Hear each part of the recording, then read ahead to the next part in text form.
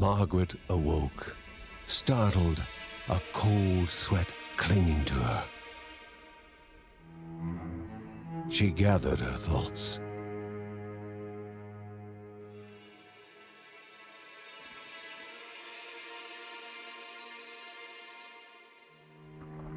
Aged wood creaked, echoing through the quiet rooms.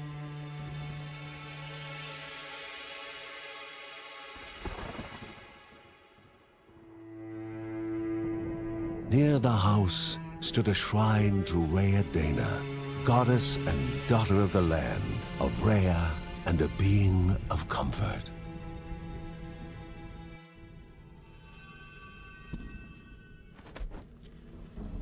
Margaret sought answers. But the goddess did not speak. There was only the faint whisper of something dark, something hungry.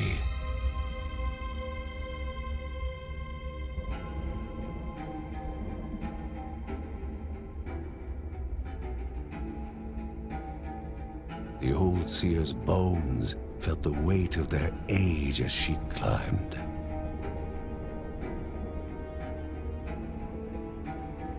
The only thought on her mind, has it begun again?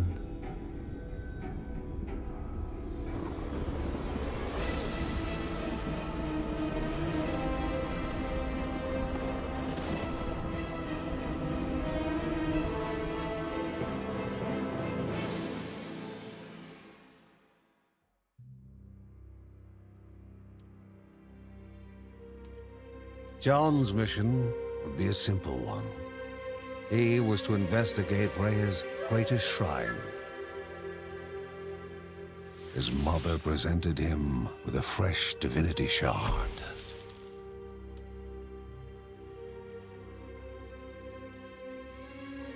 From his brother came a newly sharpened sword.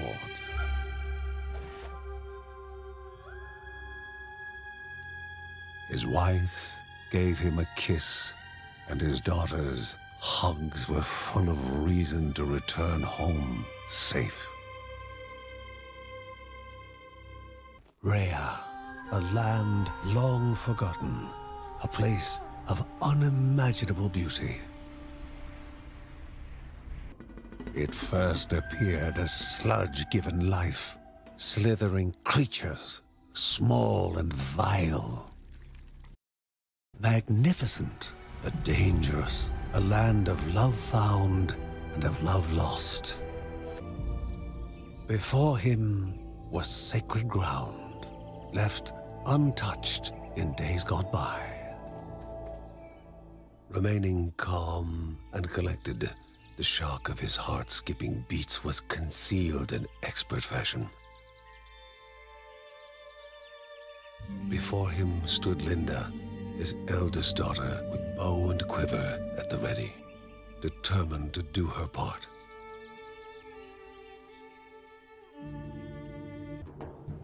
Before the Guardians were not beasts feeding, but monsters consuming, destroying others. They corrupted and distorted, creating even more hungry husks.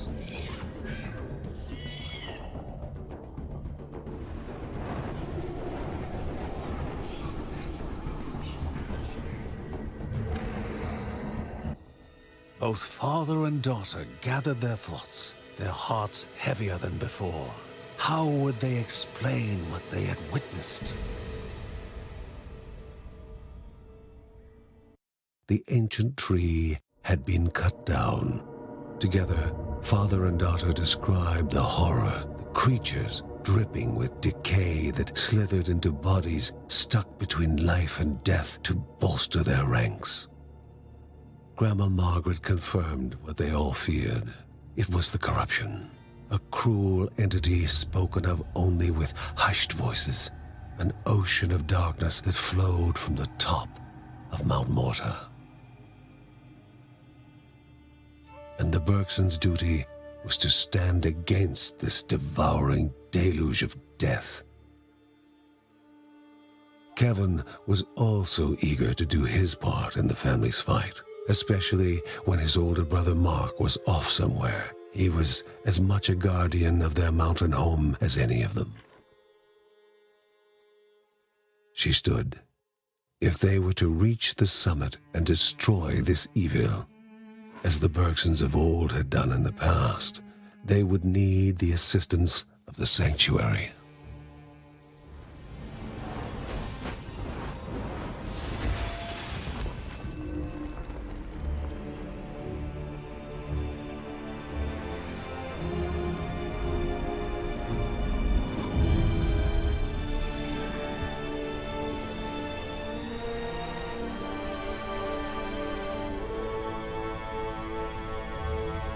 Given to the Bergsons by Rhea herself, the sanctuary was a gateway to the mysterious lands around the mountain. Margaret pointed to the huge crystal at the center of the den, revealing their next task: to activate it and open the way to the source of the corruption. And once Rhea's 3 spirits are gathered on the grounds, the only gate to the top of Mount Morta will open in this chamber. By himself, or with the assistance of those who loved him, John needed to gather the 3 spirits from their lands. Without them, he would not be able to stem the flow of the corruption. A celestial shard chipped directly from the ancient crystal in the sanctuary. It would be the Bergsons' lifeline, a tether to pull them back home before death's fateful whisper.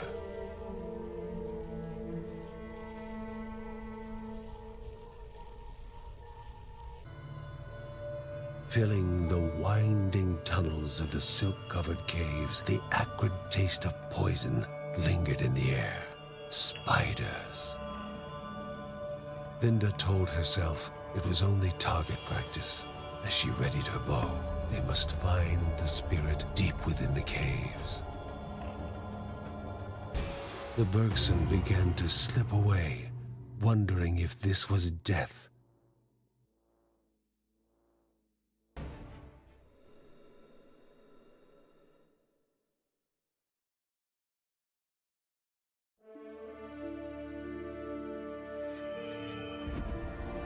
They gasped for air as the celestial shard brought them back, a sensation no hero could become accustomed to. As she heard John and Linda describe their foray, thoughts rushed through Margaret's head. The corruption had amplified the creature's wickedness, and no longer were they part of the harmony of the Rhea. With the new threats looming, Margaret asked Ben to prepare his workshop. He would have to take charge of enhancing the warrior family's weapons and armor. When light faded from the sky and most were fast asleep, Mary would write about her family, immortalizing them for future generations.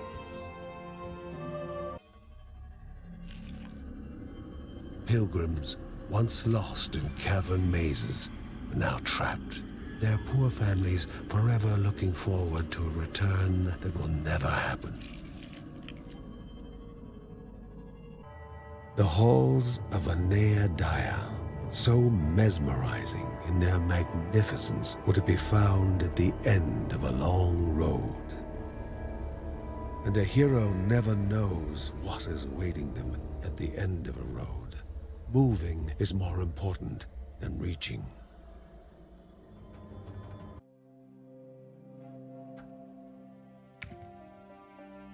Kevin's need to help all began when his elder brother Mark left the house. His brother was strong, making any near him feel safe. But he left Kevin.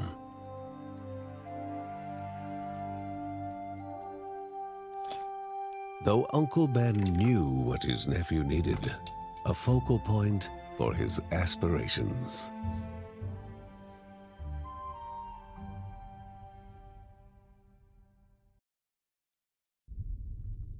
A set of daggers made just for him. They would be his guide to finding himself, his focal point. The boy tested them. They felt good. Not too heavy, not too light. Like an extension of himself. Uncle Ben suggested a few practice swings outside. The daggers sliced the air, guided with an easy grace.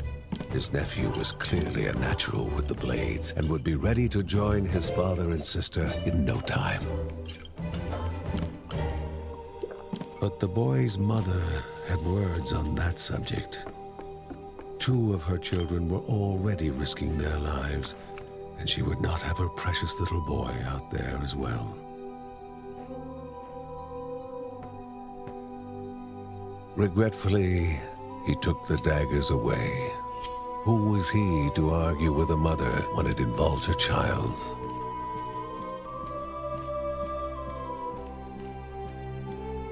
Handing over the daggers was like abandoning a part of himself. He was meant for them, meant to be out there fighting for what was right. He just needed to convince them.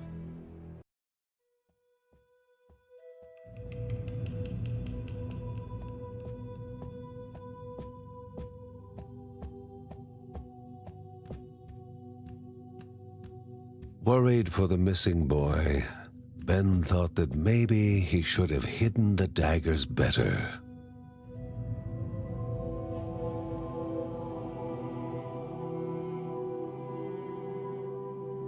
Margaret, in her wisdom, knew that nothing would have remained hidden from Kevin forever. Now she only encouraged her son and his daughter to hurry and find him. Expansive and dangerous, would they be able to find Kevin, or would the spider's lair trap Kevin first?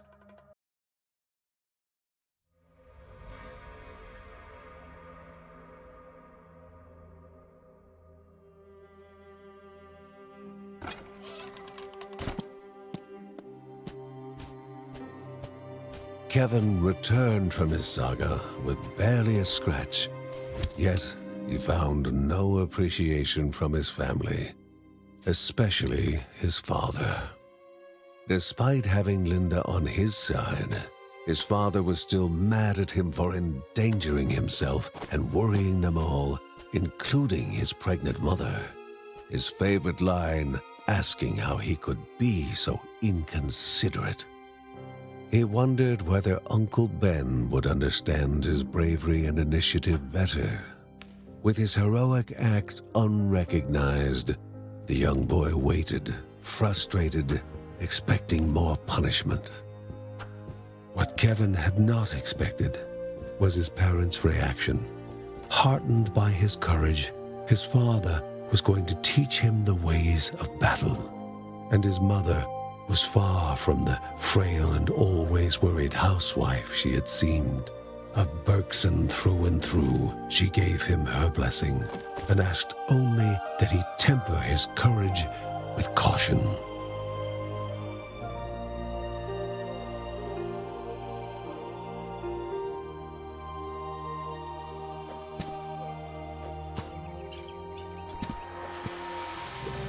Perhaps Uncle Ben was the happiest of them all. Not only had his nephew held his own in combat, but had done so with the weapons he had made for him. Kevin only wished his older brother Mark was there to witness his rise to the family calling.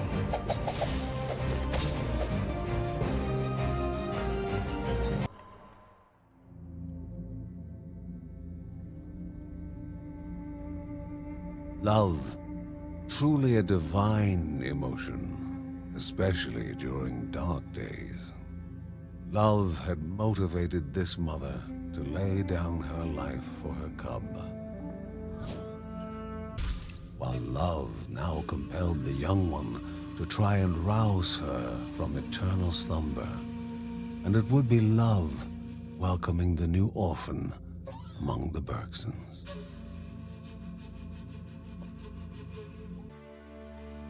Although in the safety of the Bergsons' house, the young cub was not yet free from danger.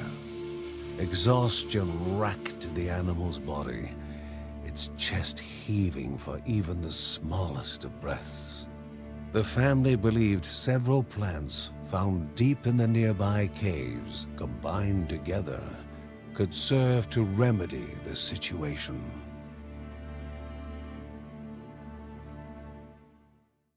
As if night had become day, the cub showed no signs of its past struggles, with Lucy and he now simply dancing the day away.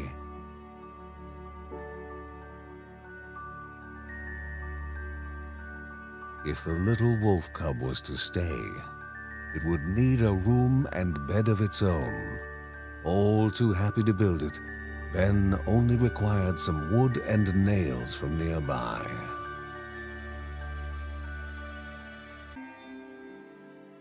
Never would a wolf cub live in as nice a house as the one Ben was building. When asked what name to put on the house, Lucy yelled out, "Riker! Riker the wolf cub!" Uncle Ben pondered over a map he received from a refugee. The Silk Caverns were a twisted maze of dead ends and venomous nests, but somewhere along the right path, Eney-Daya, spirit of the Caldipo caves, rested. A mother away from her child would cause worry even in the best of times. This was far from the best of times. It had been more than a year since Mark, Mary's eldest son, had gone to live in the monastery deep in the forest. The same forest was now the source of such worrying news. Nothing could quite match the calm that Linda felt when playing her violin. Its sublime sound, the perfect counter to the nerve-wracking uncertainty and chaos. The sight had become painfully all too familiar. The sorrow always hard for the guardian to bear. Not able to save, only to avenge. When all was thought lost, when the struggle was becoming too heavy a burden, a young voice cried out. Stifling his sobs, the small boy spoke of his mother. She was not far away, and returning to her was his only need.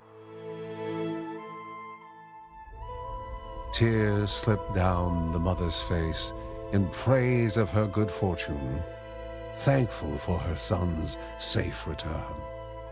And for the briefest of moments, the burden of Mount Morta became lighter upon the hero's shoulders. The camp lay in ruin. Serene prayers had fallen on deaf ears, leaving a voyage of hope with none at all. The monster's eyes lacked remorse, or even the slightest hint of reason. She knew where it was coming from. Her ancestors had spoken of such corruption flooding down the mountain. But Grandma Margaret wanted to know what it was and what needed to be done to destroy it. "How can this be? Is he lost?" muttered Margaret under her breath, lost in the study of the walls and oblivious to her surroundings.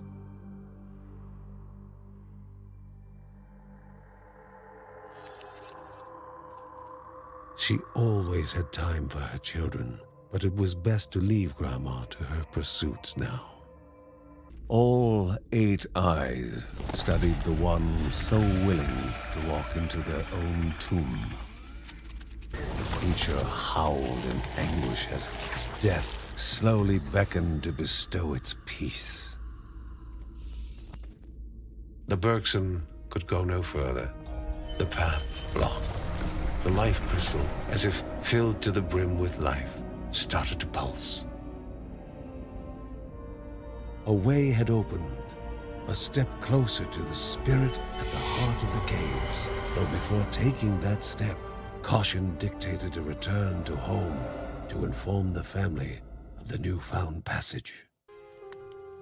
Defeated, the Spider King had been removed from the path leading to the halls of Эней-Дая, although the pestering of greedy goblins might still prove dangerous along the way.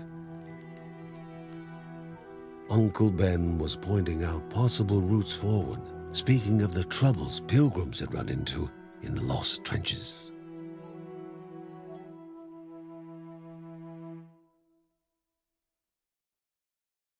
Margaret knew full well that signs and symbols were seldom obvious and never direct. She was certain that the cause of the corruption would be difficult to discover. The origin of the threat of corruption was what occupied most of Grandma's time lately.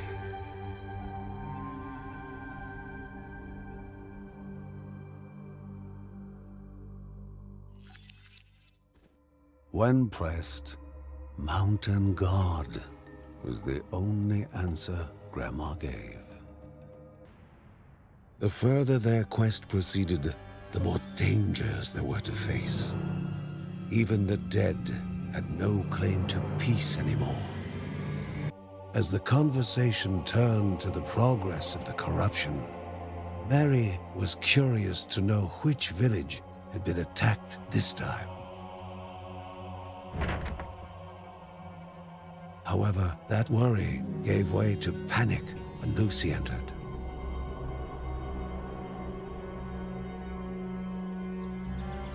Poor beasts, all slaughtered. Maybe something had infected them. The corruption was on their doorstep now. The goblin bandits had been preying on Эней-Daya's pilgrims with unprecedented cruelty. Removing the evil would help those who had taken refuge in the caves. Ben had heard that the goblin siblings' lair was somewhere in the lost trenches. Bергstons had to deal with those two as soon as they could.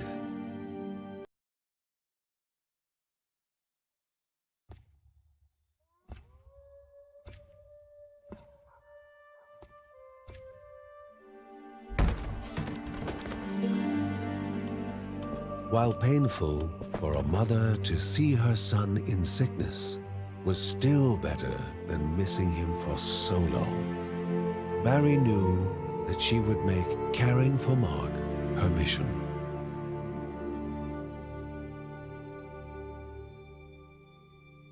Mark had to warn them about the dangers approaching, despite how difficult it was to talk. He started naming the villages that were evacuated, or worse, taken over by the corruption, but soon succumbed to fatigue and fell asleep. Mary recalled hearing of an herbalist in Caldippo Caves that would have the yarrow at hand needed to treat Mark. The Bергstons would once again need to brave the treacherous caves in search of the herbalist. The poor herbalist had no valuables, but the goblin's greed had now surpassed gold and jewels.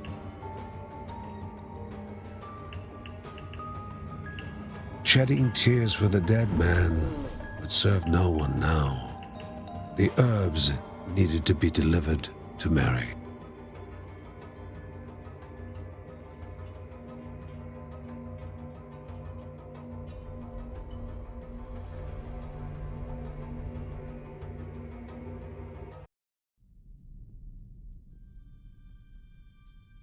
Mark was out of the woods now.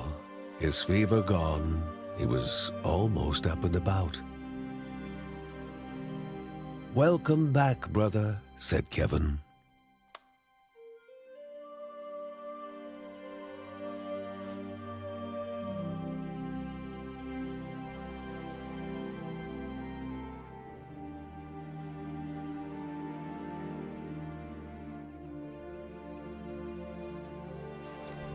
He had avoided conflict over the years, living in harmony with nature.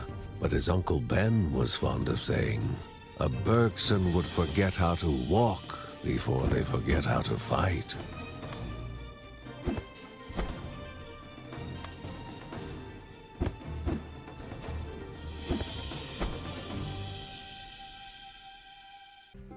Old tales and amusing stories. The Bergsons well knew that even in the darkest of hours, they would lighten a heavy heart.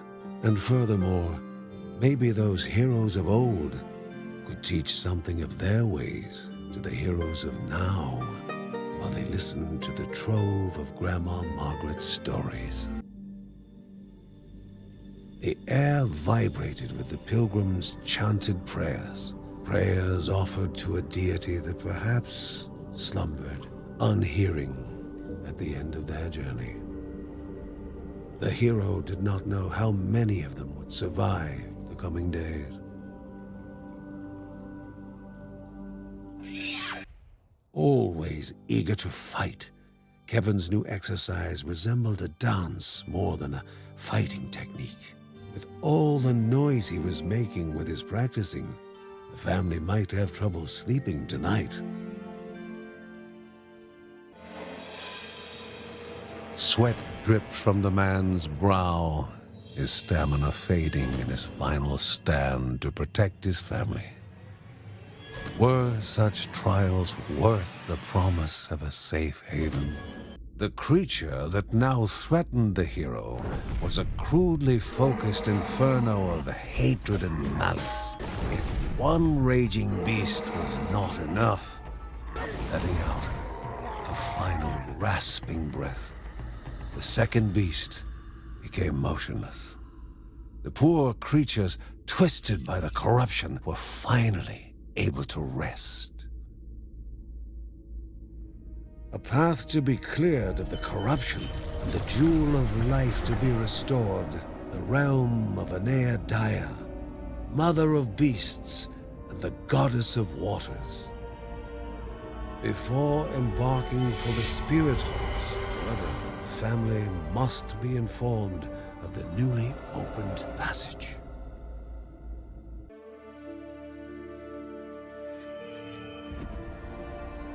The goblin siblings lay dead, and the pilgrims were now safer in their caves.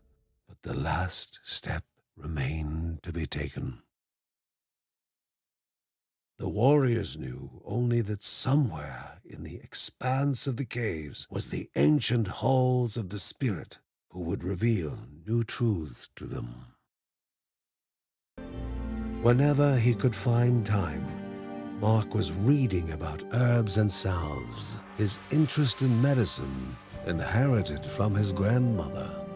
Lucy could spend hours with paper and pencil, giving life to objects she witnessed in the clouds, drowning herself in her own world, a place empty of life's trials and tribulations, and away from Grandma Margaret, who was always insisting that she continue to practice her other specialty.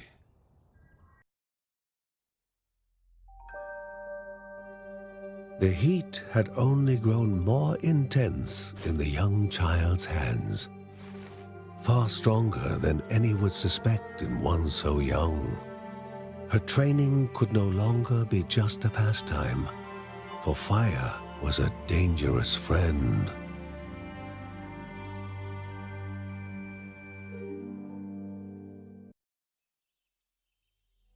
Making mistakes was part of learning, no matter how talented you are. Lucy was feeling disheartened. Once more, she had better mastery of fire this time.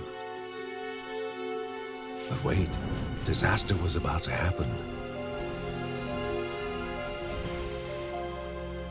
Thankfully, her father intervened in time. Lucy was barely containing her excitement as Margaret continued to train her patiently. When will be the time? When? She kept asking. To the excitable and talented child, few chores were as boring as practice. But the fire child still needed more. Lucy was trying to convince Grandma that she could face the corruption on her own, despite having doubts herself. She might be able to persuade Margaret, but Mary was another story. Grandma would say, "Trust the children," and convince Mary. But Lucy knew that her mother would still worry.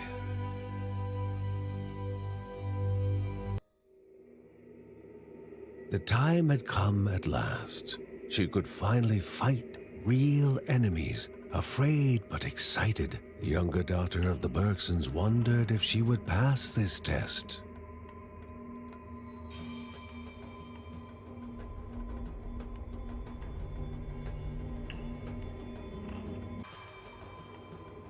"I did it, said Lucy when she met Grandma. Margaret's proud smile signaled the end of Lucy's training. She now had to return home to tell her mother and hopefully put some of her worries to rest.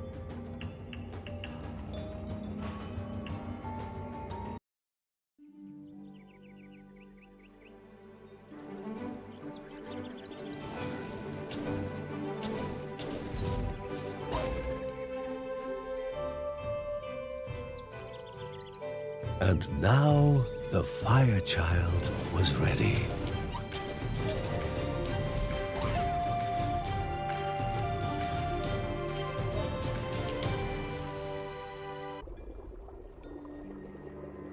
A creature of inanimate stone, given life by the power of the mountain god and presented to the mother of beasts.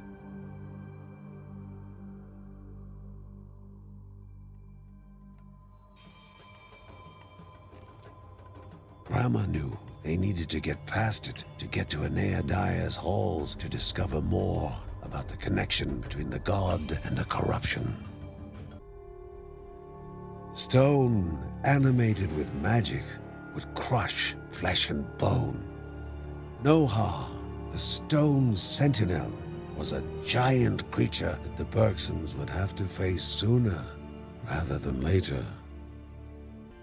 Everybody was worried about Эней-Daya's stone sentinel that they would probably have to face on their quest. "Can fire even harm stone?" Lucy asked intently. Kevin was having similar thoughts about the alloy Uncle Ben had used to forge his daggers. Heroes from stories were often above mundane daily tasks. Not all heroes made time to eat around the same table, talk of affairs other than war and looming shadows. A song, but at the same time, so much more. A tradition that bonded the Bergsons together in trying times. As Mary was always there for him, he was there for her. To catch her when she fell, or to simply enjoy together a book of past memories.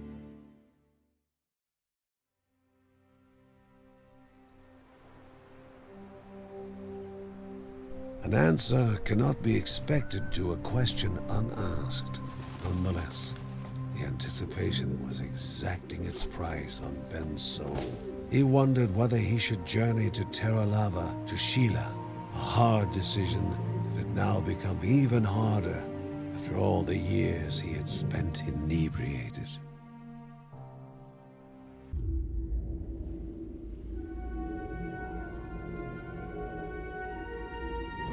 Эней-Daya, the mother of beasts and goddess of anguish, a protector, a being of stone made living.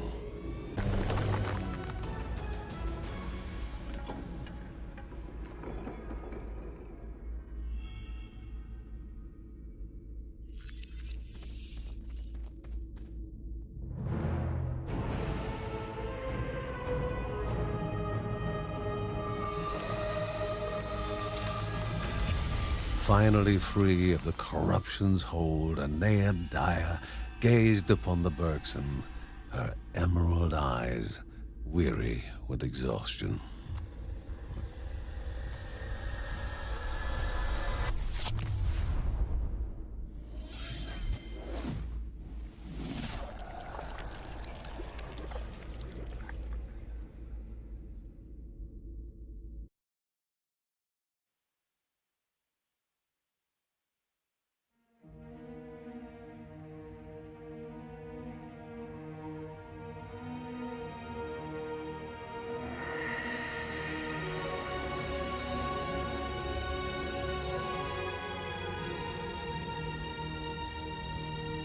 The spirit's words took life, forming images to reveal what was hidden from the Bergsons.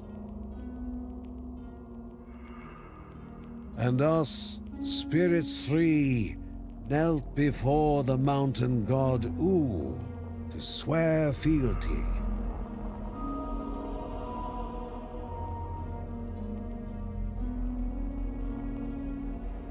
Our wills were set on peace.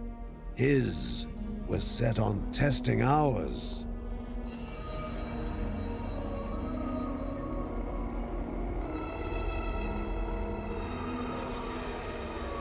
And as the test drew to a close, we discovered our wretched ending.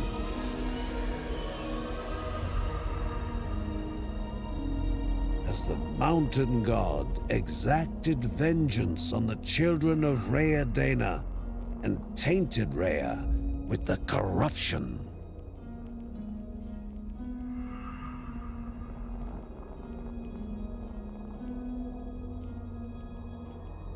Thus was another truth revealed to the Bergson, but many more were hidden still.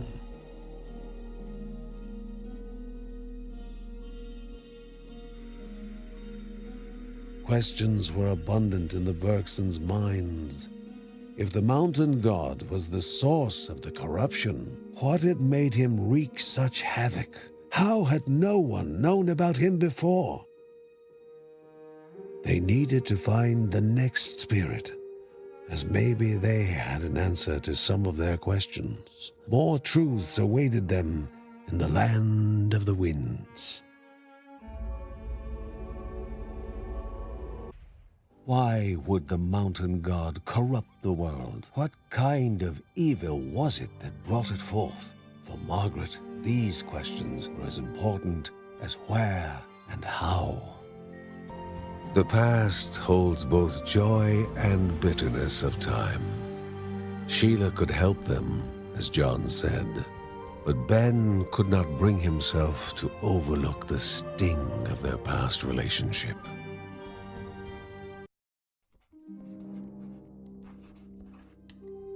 I need your help, Sheila. If not for me, come to the aid of the family, for Mary and her children. And so Ben's letter ended.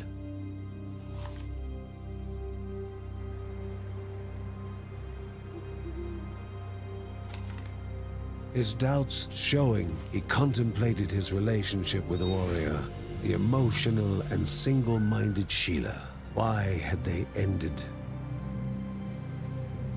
The question still unanswered.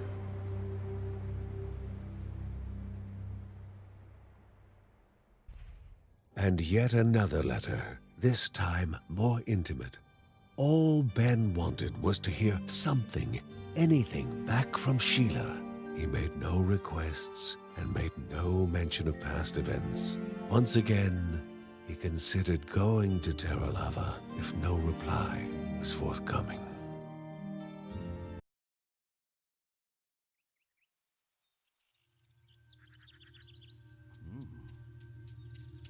Sometimes, just as you are getting ready to leave, someone arrives, and you stay for them forever.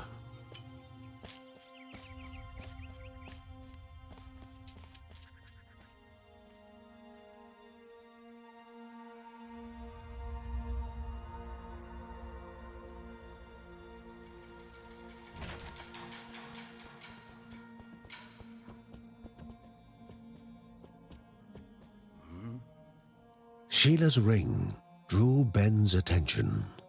The same ring that Sheila had always said belonged to her firstborn. This man was their son? Ben could not stop staring into Joey's eyes, the eyes that he had gotten from Sheila.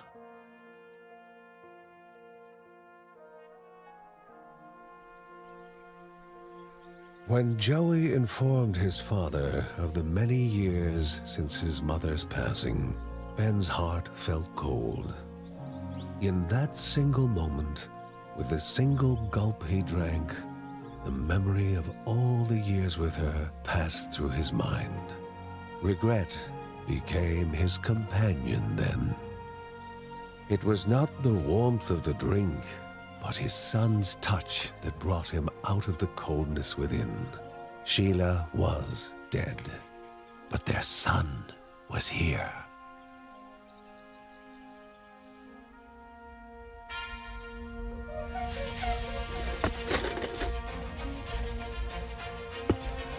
Nostalgia of days lost mixed with dreams of days to come. He felt as if he was there when Joey had been born, when he had grown up and become the man he was now. Ben had already lost his wife, but that was in the past.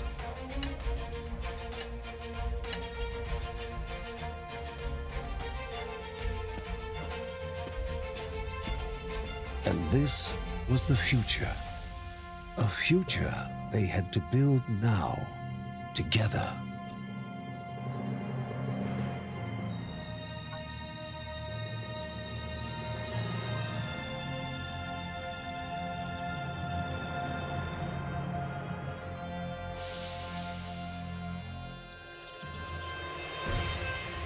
Joey was ready to fight alongside the other Bergsons to clear a road to that future.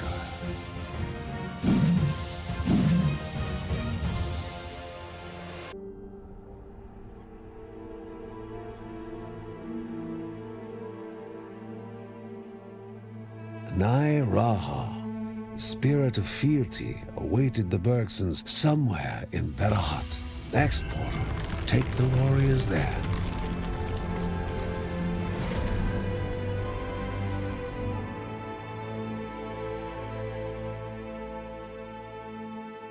Sand swept across the land, scraping against the stone of a monument built not from devotion, but blood and sweat. Atop it stood Эней-Раha, with the lost ruler Bushra waiting. Cries for reprieve were met with only one word: march.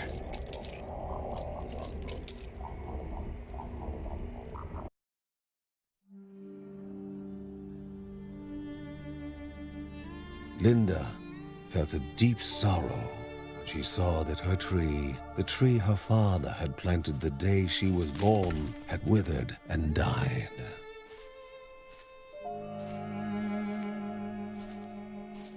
Though when she looked upon her grandma, her sadness lessened. Margaret was always a glimmer of light in the darkest of hours.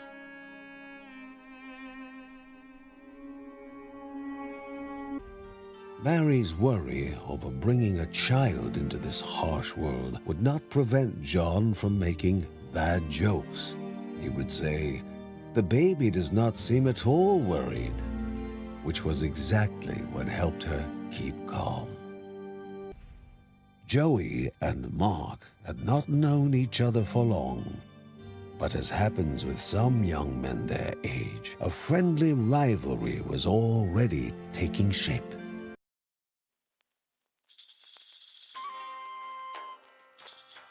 Their minds traveled back to Jovial, the celebration day all those years back in Berahat. The day they had met and their hearts played the same song. The day their eyes started to see nothing but each other.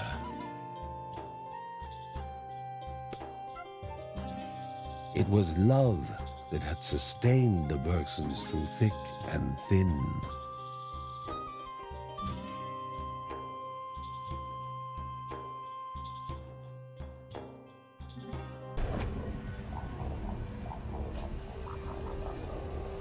When tormenting their own citizens was not enough,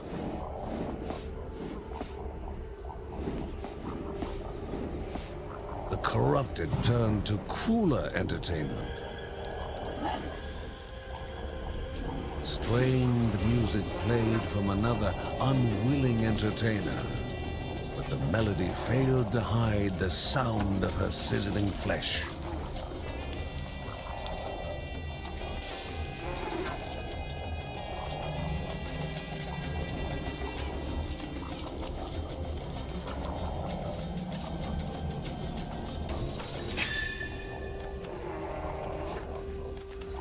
Having been chained and tortured, it was no surprise the poor creature would immediately flee from her liberators.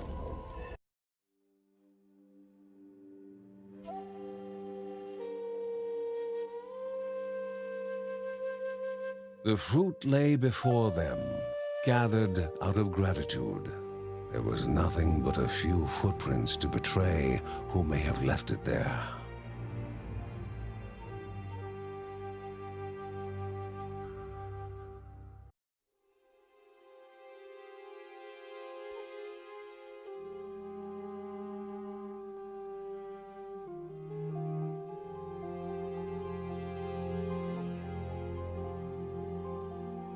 The truth hurts sometimes, and often the truth that hurts is hard to share.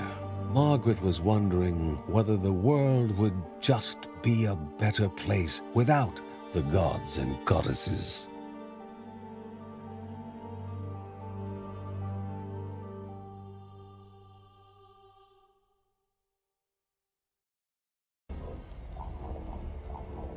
Two people, one old and one young, surely did not belong in the clearing of windswept sand.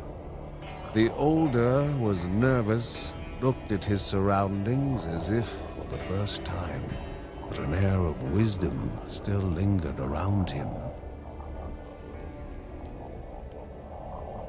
They were on the run and in search of one more able-bodied than themselves, for a monstrous and savage creature had begun to dwell near the observatory.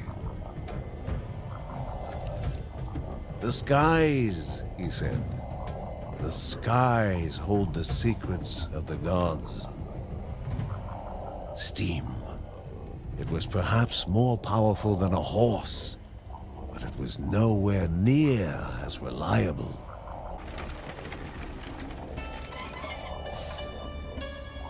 With the observatory now safe from the belligerent beast, the two were once again free to observe the heavens.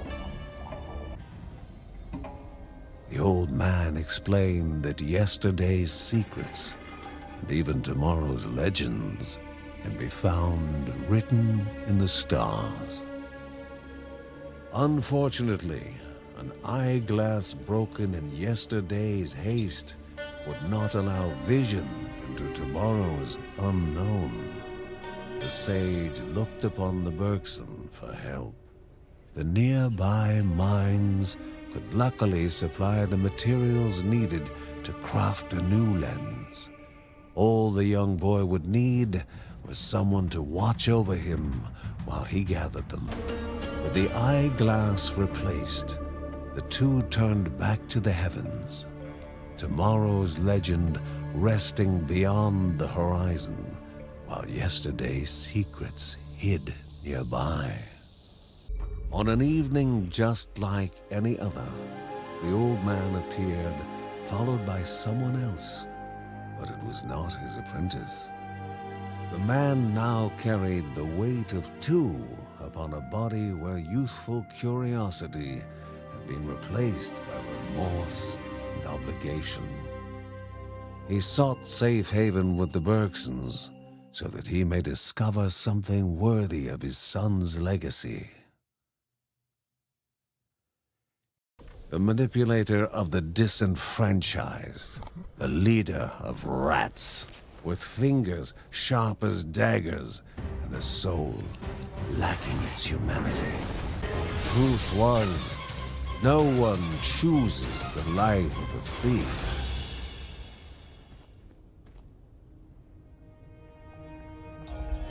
The crystal was calling the hero back, through a path opened anew from the sacred city of Эней-Раха, the spirit of wind and weather.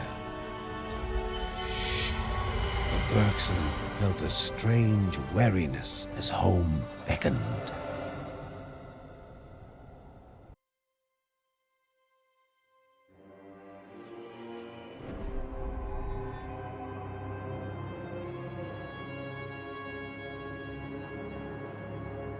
The chamber groaned and trembled, darkness replacing light.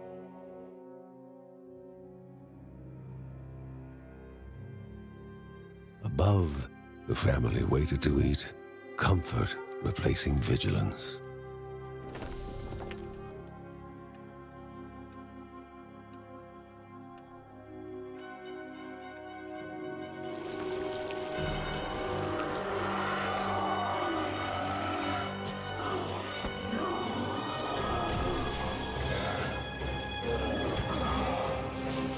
Snatched, gone, dread replacing happiness. One body was taken, but two souls were in need of rescue.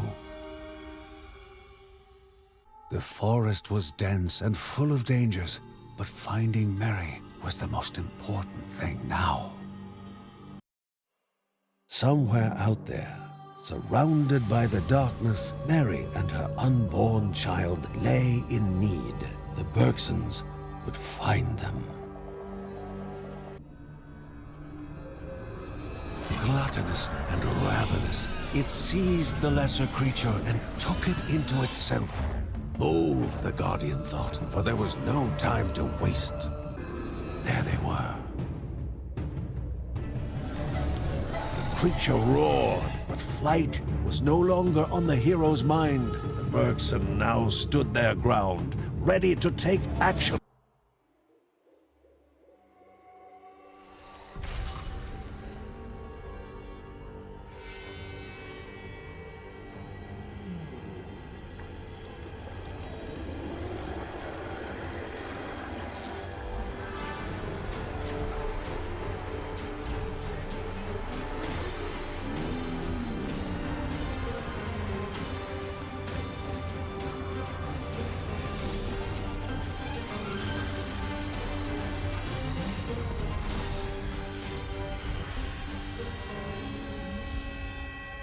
Disbelief was not a strong enough word, and denial was not a luxury they could afford.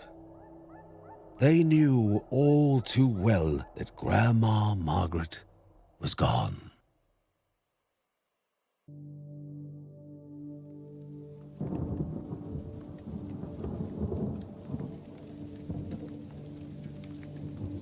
A hero may fade, but they never disappear. Their actions left to echo through an eternity, carried by those lives they touched. No one could believe that Grandma Margaret had passed away. The Bergsons shed their tears, hearts filled with sorrow.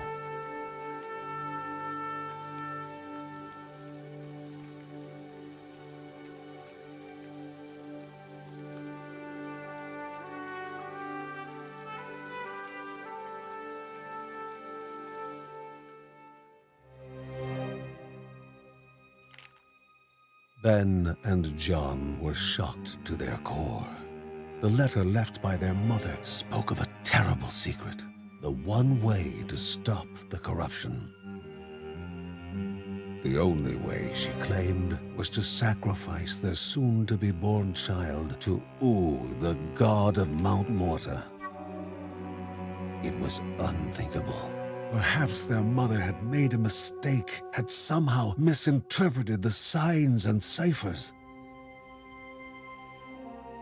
John thought they should keep the letter a secret for now.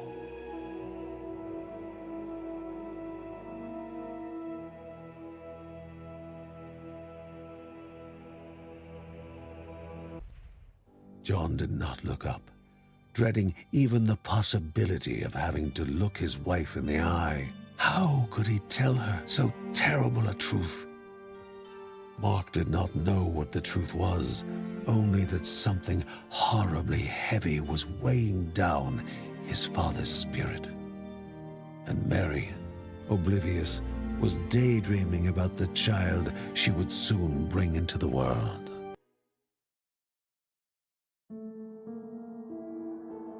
Although they were still mourning the loss of their grandma, they had to continue with their mission. 2 more spirits of Rhea needed to be freed and brought to the safety of their home. John thought they should be able to find the temple that housed Eney-Raha, the spirit of the winds, somewhere in the city of Barahat. Maybe he could shed some more light on the nature of the corruption and the mountain god.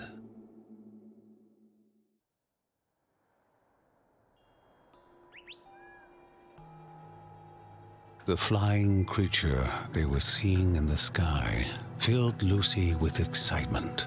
Could it be a dragon? However, Kevin had heard Mark say that there were no dragons left on Rhea, and he told Lucy the same.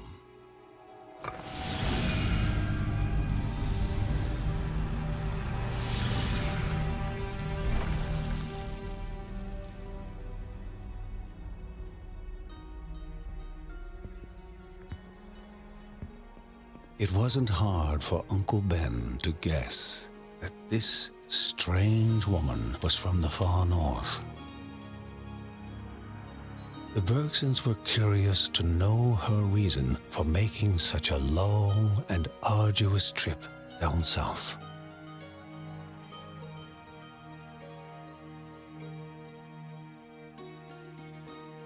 The details Apon knew about fighting the corruption surprised the family and stirred more than a little respect for her. Yet more surprising was the fact that the wife of a tribe chief would take unto herself to journey south and give aid to the Bergsons.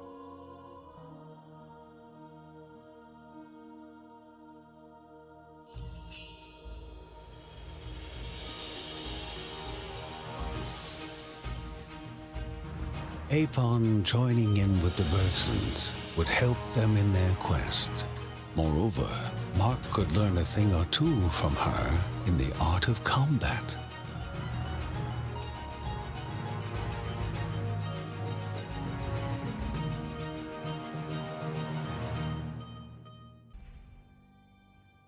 Never before had the Bergsons seen, nor had they heard, such a vast trove of myth and legends. They were so mesmerized by Apon's storytelling that they spent the whole night transfixed as her audience.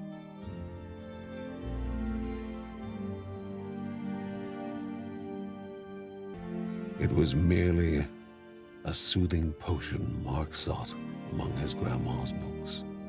But what he found was like a bolt of lightning through his heart. They would have to sacrifice the newborn babe to the mountain god to stem the tide of the corruption and save the world. Knowledge sometimes brings great suffering to the compassionate.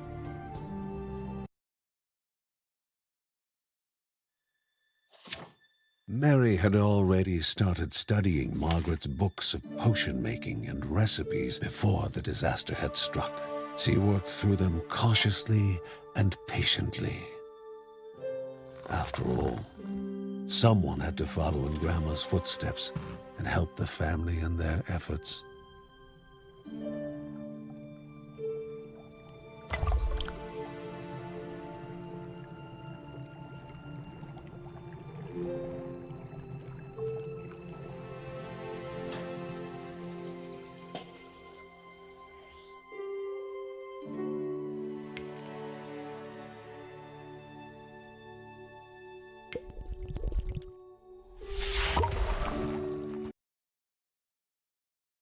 The wish that their mother was alive was a shared longing for Ben and John. The younger son placed Margaret's staff on the same pedestal he had taken his father's sword from, his mind wondering about the truth of the horrific secret that their mother had left for them in her final letter. Soon the Bergsons would have to face Bushra, the villainous ruler of Barahut and lover of the wind spirit. Agitated, Ben was pointing out the passes that led to the halls of Enay-Raha. John, however, was lost in his thoughts, thoughts that only Mark could guess.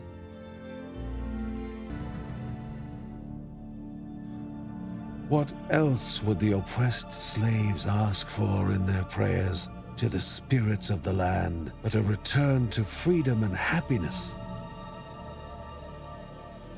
The Bergson wondered whether Enay-Raha could answer the prayers, or if his sleep proved too deep to even hear his people's cries.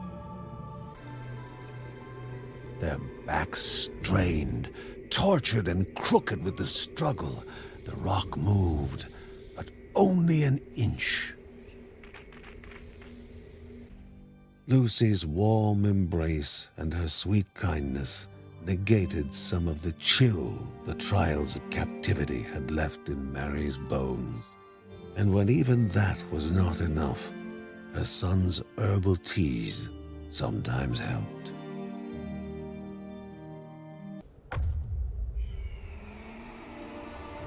Eney-Raha, the god of the free wind, now tethered to the ground.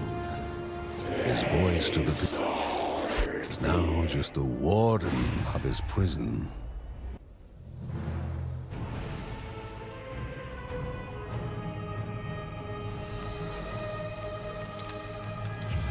The air touched him, filling him and ruffling his feathers. He looked upon the Bergson, small and fragile, but so full of hope.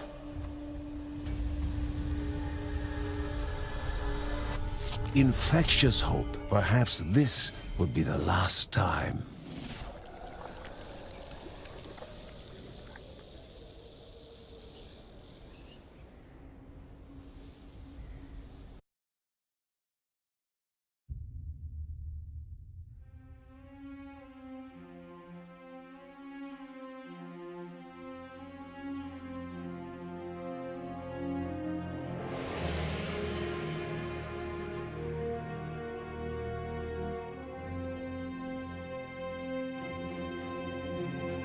The spirit's words took life, forming images to reveal what was hidden from the Bergsons. And so it was their fate to do battle. The children of Dana, on the cusp of victory, would find their world overrun with the corrupted, drowning them.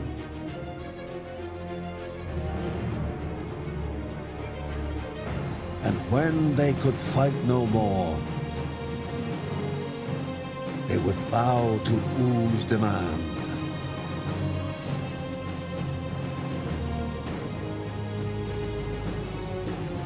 But there was no salvation in fighting his corruption.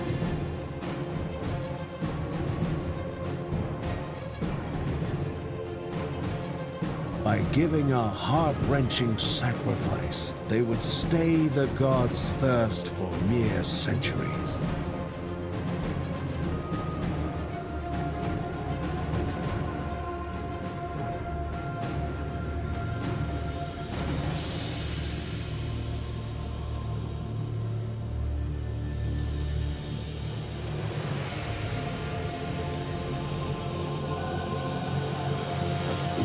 vengeance would fall upon the world again, with still more cruelty and malice.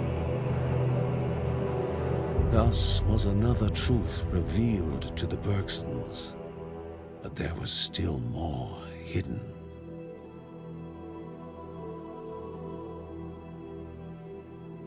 The children of Dana, the Bergsons' destiny, and how much of it Grandma had found out before her demise were the subject of much speculation among the family.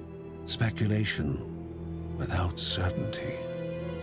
When Linda told them about Mary's deterioration, they knew they had to do something to prevent another catastrophe.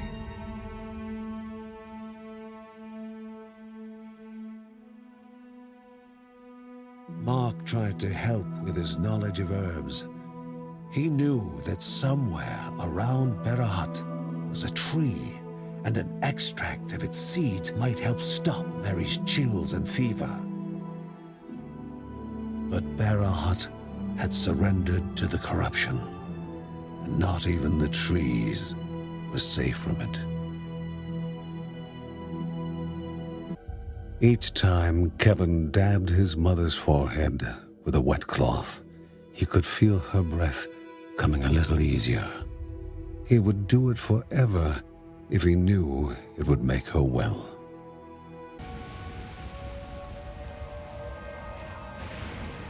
John thought he heard his mother's voice calling, "Wake up, John, wake up."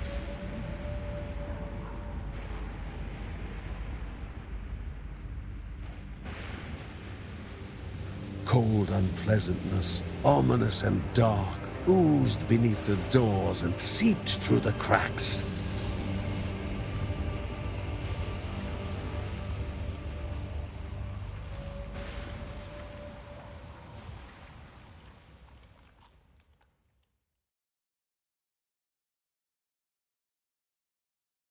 She just wanted to survive until her child was born, as if her own life was naught compared to the future that she carried within her.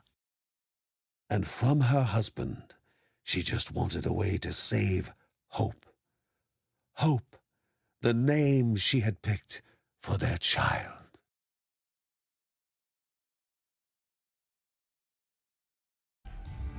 Burn, burn away, leave us be.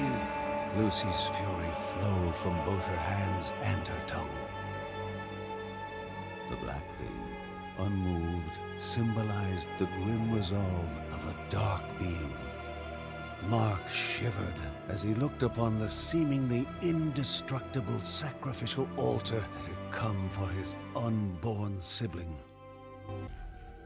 They had no cure for Mary's illness yet, and she was deteriorating. Kevin wanted to know whether the other monks in the monasteries of the forests could be of any help, but Mark had seen many of them slaughtered. The only way was their mission. The trees that carried the medicine must be somewhere in old Berahut. In days gone by, the life of the desert folk depended on the trees. Now, the same pieces of wood were taking their lives.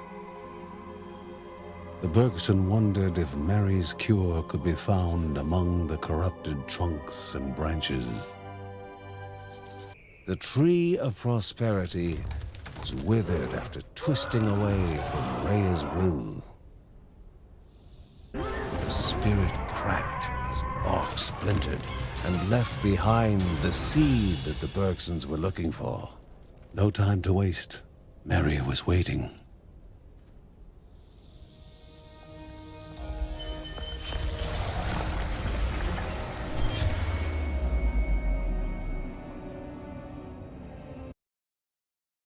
A sip of the potion was enough for Mary to open her eyes and for John to exhale with relief. Unbidden, pain shot up Mary's spine and filled her eyes. Something other than her illness. The baby was coming. It was time. The air was suddenly still. Mary's sickness had made them forget that the ravenous mountain god was after their baby. Curses!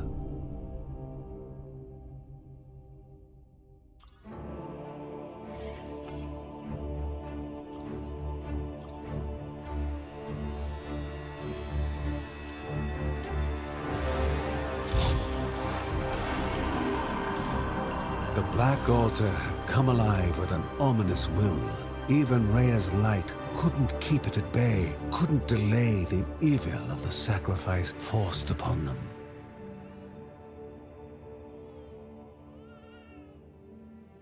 When John held her for the very first time, she was crying the song of life. Life was all that went through her father's mind. How he wished that he could give his own life instead of his baby's. But his life was worthless to the cruel god.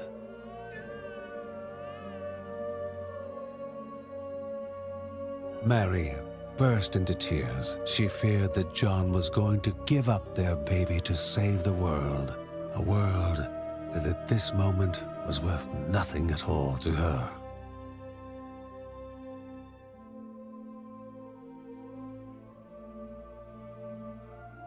What chance did the Bergsons have against this monstrous cruelty of an immortal god?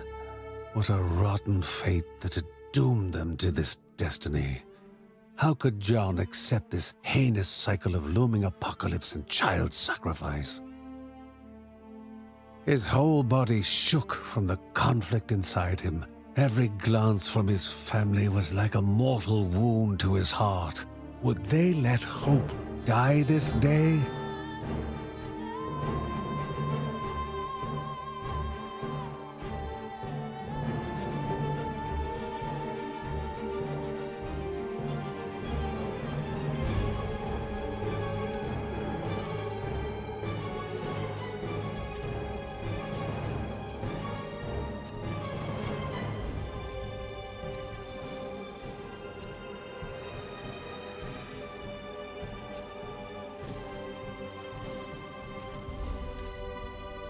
This could not be the end. No. Grandma had already sacrificed herself for them. There would be no more sacrifices.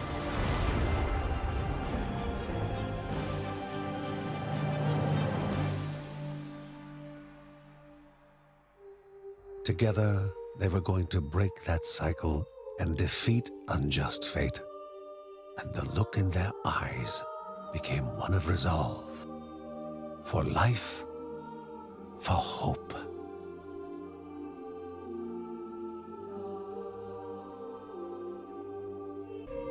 Would their decision bring even more of the mountain god's corrupted wrath upon them? They worried together, but each time they looked at Hope and saw her smile, resolve and belief in a better future would ease their worry.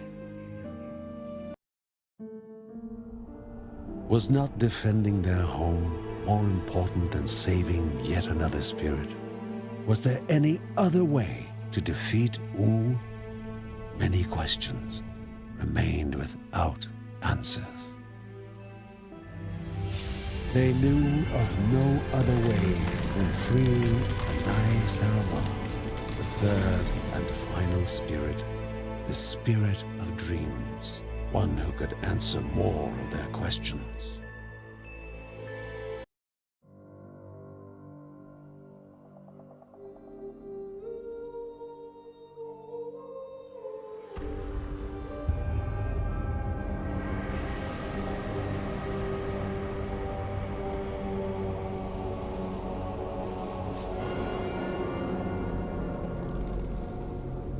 The corruption seemed different, but what had changed was not clear.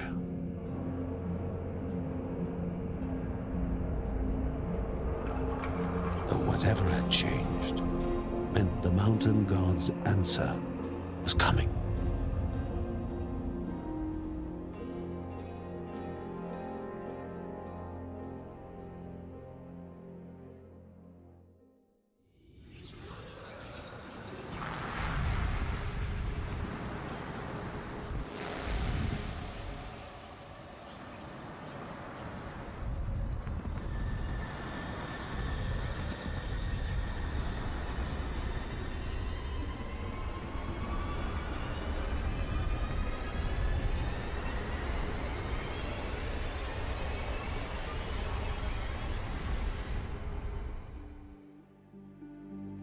How could it always be moving, always consuming?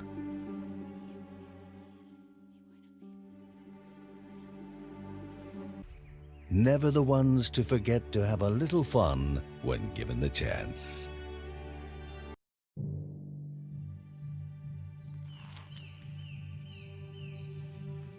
Nothing but mud and silt. Maybe they had to go deeper to reach water. It occurred to Ben that the old digging equipment may be of use.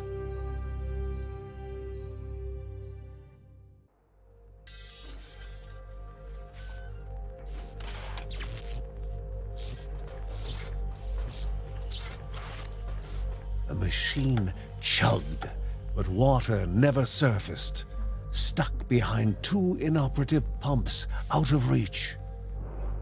The man warned that both pumps needed to be activated soon after each other. The chamber was quiet. All breath was held. Air soon expelled in exultant shouts as clean water once again returned to those most in need. If Uncle Ben's machines failed to reach water over the next few days, they would have to go to a nearby village for drinking water. But Mark was afraid the situation might be the same in the villages too. Mary was worried their water reserves were shrinking fast. In a few days, they were going to run out if the well did not provide more water. Mary's worry added to John's own and weighed heavily on him. The area was rotten with corrupted machines. Who or what was controlling them now that Эней-Sarava was bound? Years ago, when Ben used to live in Terra, he had seen the construct called Jinn, a large disembodied brain suspended in a solution that fed it. Dreams come true in there.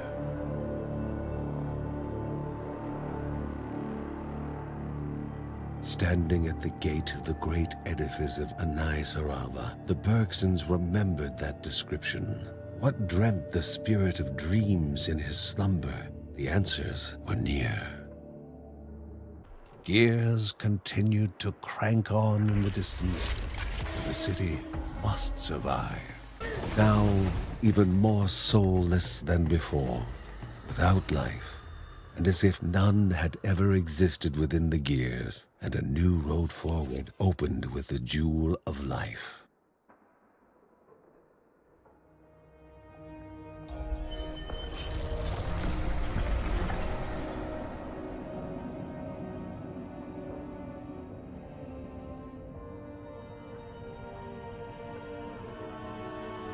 The Bергstons stood at the gates of Эней-Sarava, but caution dictated going back and informing the others. Were they cursed? The more they moved ahead, the more the corruption came forth.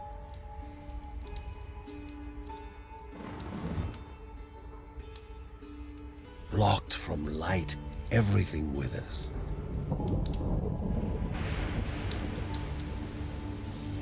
The Bергstons wondered what dangers could lie ahead still.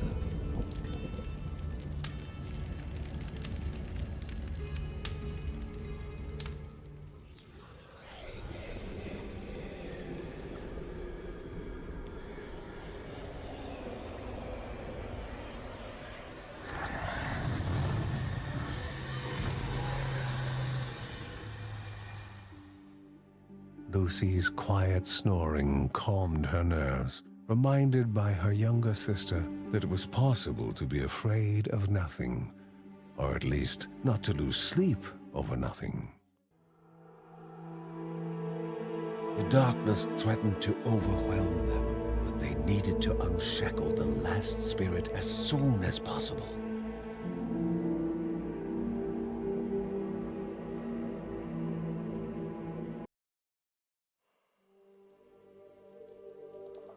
All that effort for naught. There was no water. They desperately needed an alternative.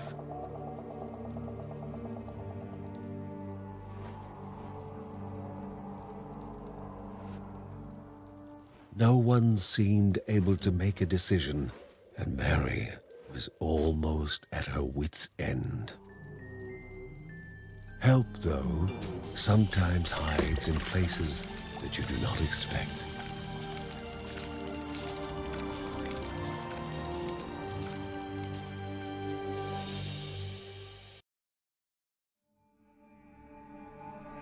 The darkness was so overwhelmingly thick that it had its own presence, like it could be touched.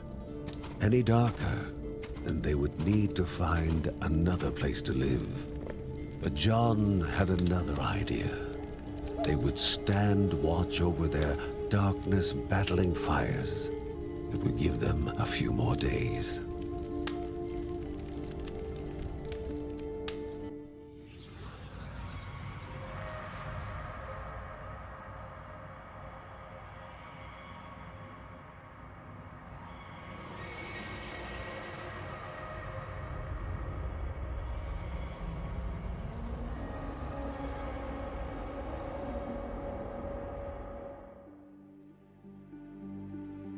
"Come back to sleep," she whispered. "Come back to me."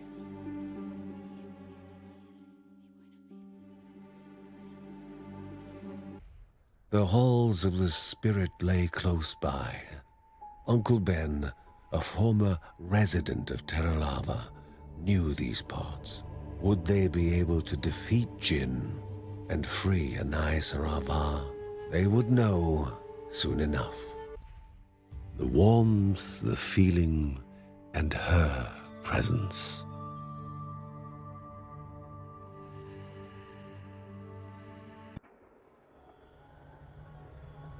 A curious automaton rummaged through a pile of scrap. It was fully machine, but more human than its hostile ilk, appearing as an innocent little girl. What was such a fragile child doing alone down here? It was laughing and shaking the small girl, just like any other bully. And a Bergson knows how to deal with bullies.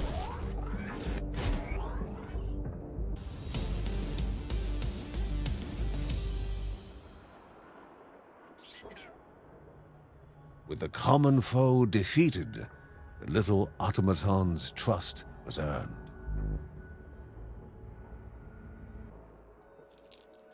Dust and decay hung in the stale air. The man sat motionless.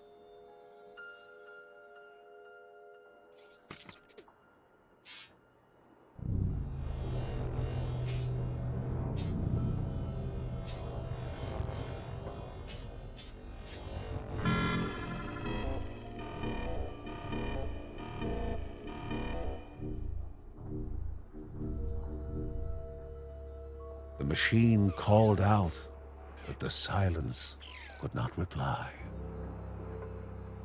Nothing remained for the little automaton in the hollow room. It was all alone.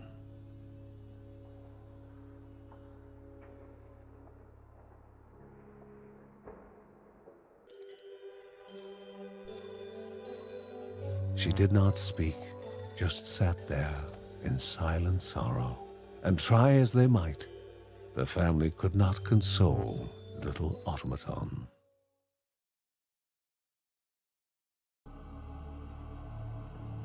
They owed their lives to the spirit yesterday, and today they begged him for death. Did Eney-Sarawa know about his people's wants and needs? The Bергstons decided to bring it to the spirit's attention.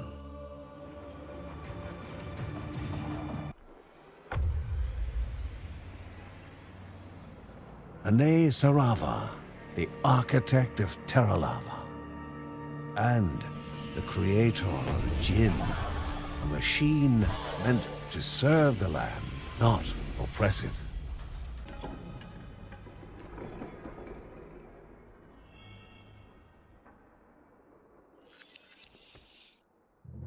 The air became aggressive, the temperature rising as energy returned to the mighty one and flowed through his veins. Эней-Sarava was free again.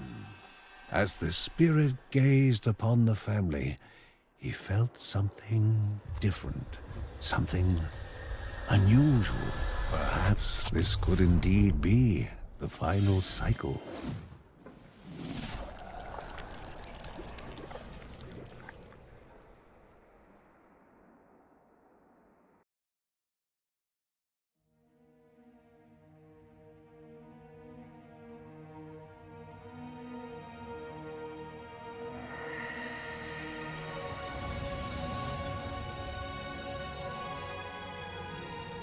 The spirit's words took life, forming images to reveal what was hidden from the Bергstons.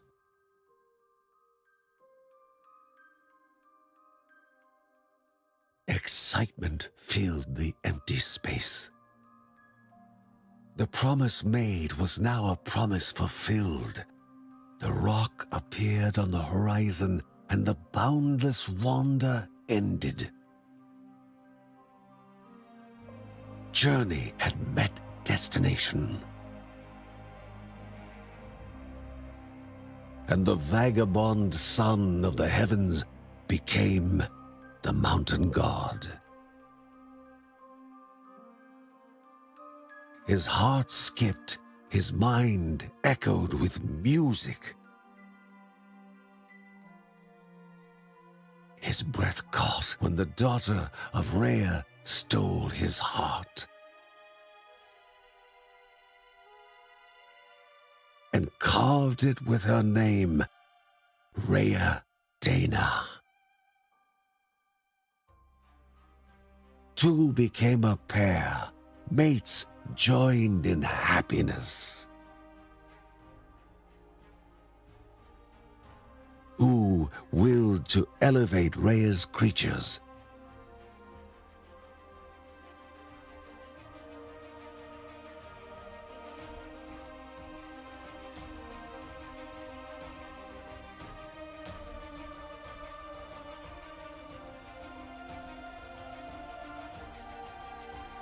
From her wisdom, 3 spirits were created to guard the eons. And they lived 1,000 years in bliss.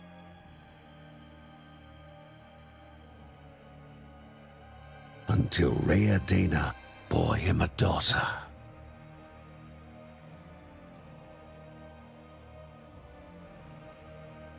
The mountain god could not stand her as he envied the child. Furious, he raged at Rhea-Dana.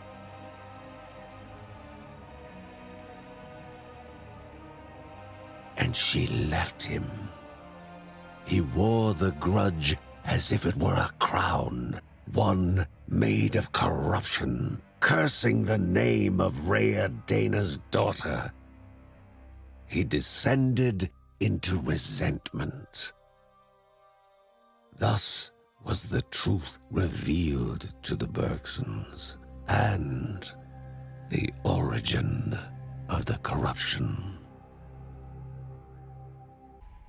Pity or anger, the Bергstons stood shocked, not knowing how to react to the story. The important thing, however, was to break the cycle of evil. But they still did not know what awaited the children of Morta in the temple of the mountain god. Their final destination was on the other side of that gate. The ending was nigh.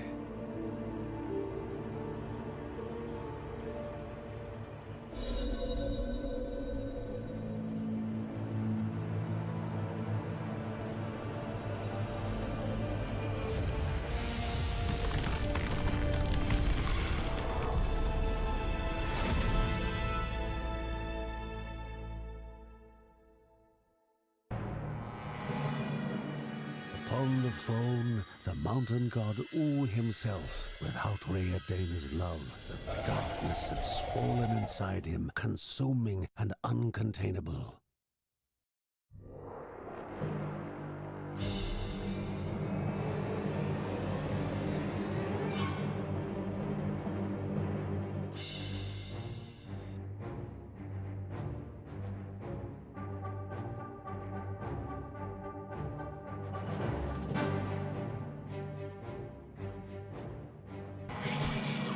Heavy as iron and difficult to breathe in, the air burned their lungs. It was pitch black. The light meant protection and hope. And the Bergson had to rescue the others as well, nearing its end.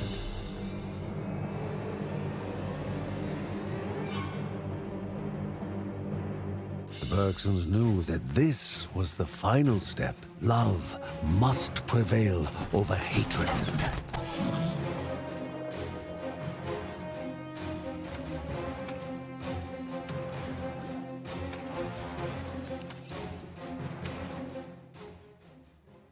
The Supreme One, master of all and master of nothing.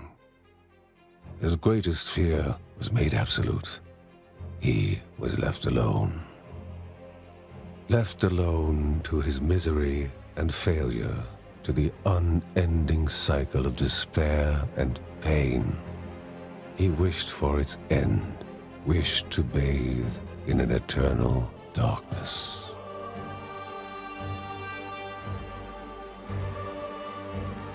Mercy prevailed as the wheel had turned back to kindness. That which was expelled from the heart returned.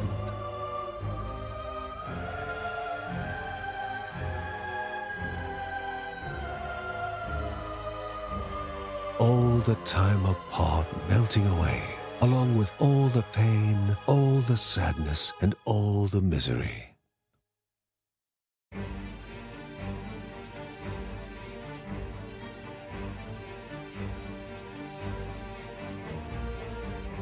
Land met sky, two became one.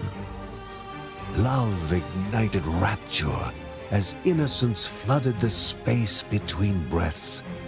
Happiness and curiosity weaved, mixed, and tangled in a dance, a millennium in coming.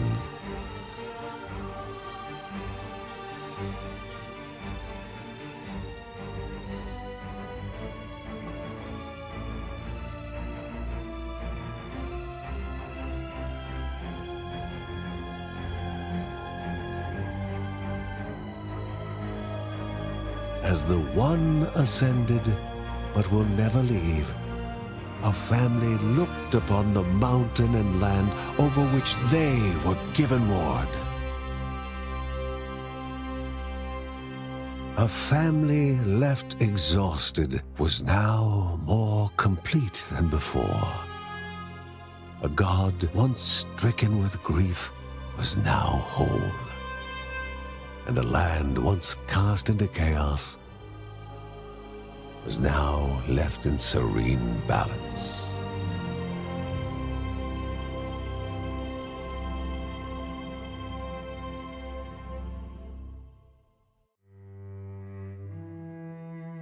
As the story comes to its conclusion, remember this. When the time spent in this land is looked back upon, when daring feats are recited along with victories and defeats, remember that it was not a tale of heroes or villains, nor of good and evil, but one of family, and above all else, a tale of love. Go now, Guardian, and never forget.